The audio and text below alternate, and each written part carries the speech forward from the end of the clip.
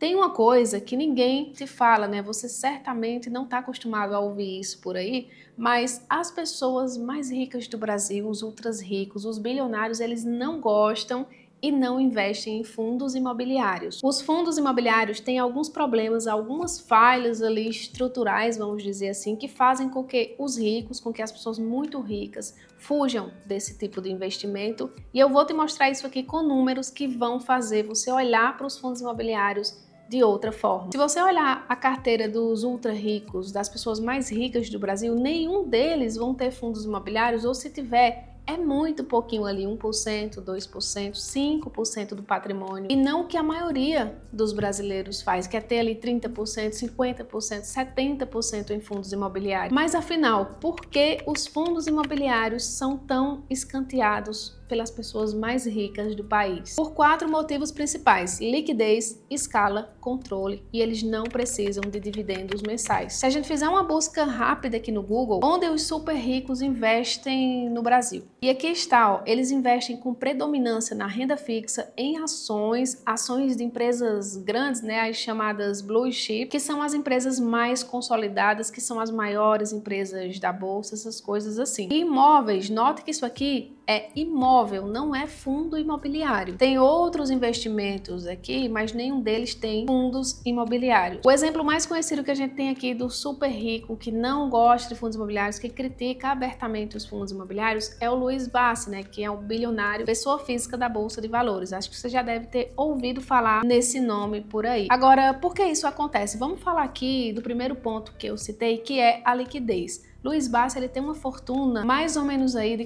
4 bilhões. Se a gente pegar um dos maiores fundos imobiliários da nossa bolsa aqui, que é o HGLG, a gente vai ver que ele tem uma liquidez média diária, né, de negociação ali, compra e venda, na casa dos 7 milhões. Só que isso aqui, pessoal, não quer dizer que você pode pegar 7 milhões e comprar todo dia ali do HGLG e que pode vender 7 milhões por dia. Isso aqui é só o total de negociação por dia. A gente só pode comprar e vender com facilidade, né, entrar nesse fundo e sair, levando em consideração de 10 até no máximo 20% dessa liquidez média diária. Ou seja, se o HGLG tem uma liquidez média diária de 7 milhões, vou multiplicar aqui por 20%, isso vai dar 1.400.000. E isso aqui quer dizer que você consegue negociar 1.400.000 por dia no HGLG. Isso aqui é o máximo. Você também não vai conseguir executar uma ordem assim, ou de compra ou de venda, no mesmo momento. 20% já é uma boa parte da negociação diária e dá um certo trabalho para você conseguir executar isso aqui. Geralmente você vai ter que mandar várias ordens fatiadas e no decorrer de todo o dia você vai conseguir negociar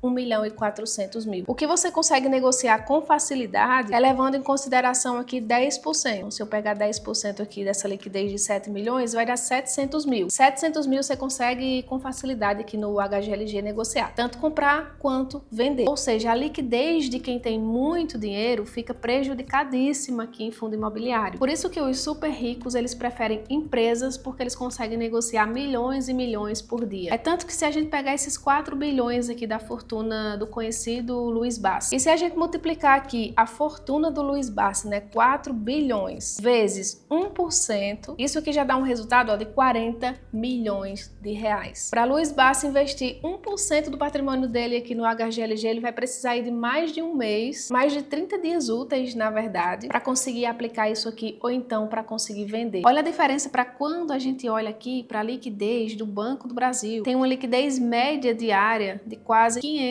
milhões de reais. Portanto, em fundo imobiliário, o muito rico, ele nem tem como entrar e muito menos como sair com facilidade. E uma coisa que o rico dá muito valor é liquidez, né? Que é a velocidade que o dinheiro dele, que o capital dele pode se transformar em cash. Seria burrice uma pessoa com tanto dinheiro assim investir em fundo imobiliário. Outro ponto aqui é a escala e o controle. Rico dá muito valor à escala e controle. Os fundos imobiliários são prédios divididos em mais de 100 mil pedacinhos. Os rendimentos são divididos, a escala é limitada. E quando eu falo de escala aqui, eu estou querendo dizer a capacidade de um investimento absorver dinheiro, caber dinheiro lá dentro. Como, por exemplo, o Banco do Brasil, a Vale e outras empresas da Bolsa. Cabe muito mais dinheiro dentro dessas empresas, né, para investir nessas empresas do que para investir aqui no HGLG.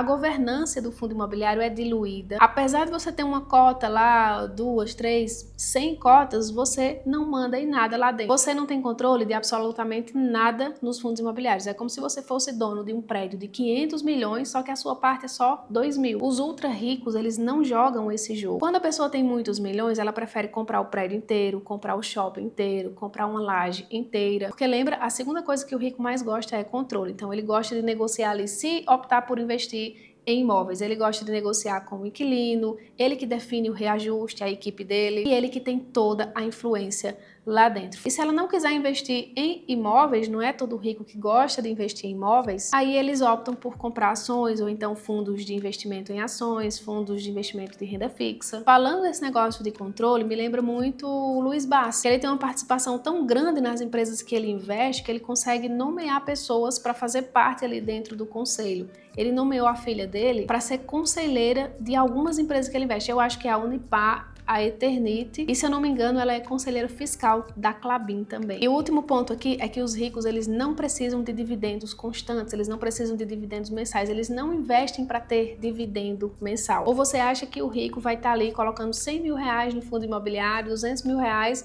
para ganhar 2 mil reais de renda passiva? Quem precisa de 2 mil reais de renda passiva não é uma pessoa muito rica, é uma pessoa que está querendo sobreviver ali, está querendo juntar com outra fonte de renda para ter uma qualidade de vida melhor. E esse negócio de que os ultra ricos não precisam de dividendos, eu vou te mostrar agora. Vou pegar o histórico de dividendos do Banco do Brasil aqui, vou clicar nesse gráfico. Note como oscila. Aqui em 2015 pagou 11% ao ano de dividendos, aqui em 2016, ó, no ano seguinte, pagou um pouco mais de 2%, depois 2% de novo, 3%, 7%, 12%, agora atualmente está aqui com um dividendo médio nos últimos 12 meses de 7,6%. Mas eu vou te dar um exemplo, pegando aqui 2,65%. Luiz Bassi não investe, até onde eu sei, ele não investe em Banco do Brasil, parece que é a filha dele que investe, mas isso aqui é só um exemplo generalizado. Como você sabe que o patrimônio dele, né, de 4 bilhões está em ações, vamos fazer um cálculo simples aqui, ó. Vou pegar 4 bilhões vezes 2,65% ao ano que o Banco do Brasil pagou lá em 2016, vamos ver quanto de dividendo ele ganhou. Ele ganharia, na verdade, né, 106 milhões. Se eu dividir isso aqui por 12, significa que ele vai ter uma renda mensal ali de 8 milhões e 800 mil, mesmo o dividendo sendo o menor da história do Banco do Brasil ou da história da empresa lá que ele investe. Agora imagina você aí, trabalhou bastante, conseguiu juntar 400 mil reais, vezes 2,65% ao ano, isso significa que no ano você vai ganhar 10.600 reais em dividendos. Se a gente dividir isso aqui por 12, você vai ter uma renda mensal aí de 883 reais com 400 mil investidos. Agora, se você pegar um fundo imobiliário, pegar esses 400 mil reais, colocar num fundo imobiliário ou uma carteirinha diversificada de fundos imobiliários, vezes aqui, vou colocar uma média de 10% ao ano, que é o mínimo que a gente consegue ganhar com uma boa carteira montada de fundos imobiliários, significa que você já vai ganhar ali, ó, 40 mil por ano. Dividido aqui por 12, dá algo em torno de 3.300 reais. É muito melhor do que 830 reais, não é isso? Logo, para um multimilionário, para um bilionário, isso aqui não vai fazer diferença, porque a empresa pagando 11, 12 por ano ou 2, ele vai estar ganhando por mês na casa dos milhões também. E eu lembro de um vídeo que Luiz Bassi falou, né, que o custo de vida mensal dele gira ali em torno de 8 mil reais. Ou seja, ganhar 8 milhões por mês ou 1 milhão por dia, como ele já falou recentemente que ganha, não vai fazer diferença no custo de vida dele, mas faz no seu, que é uma pessoa comum e não tem tanto dinheiro assim. Nesse ponto aqui do vídeo, você já entendeu que o jogo é diferente de pessoa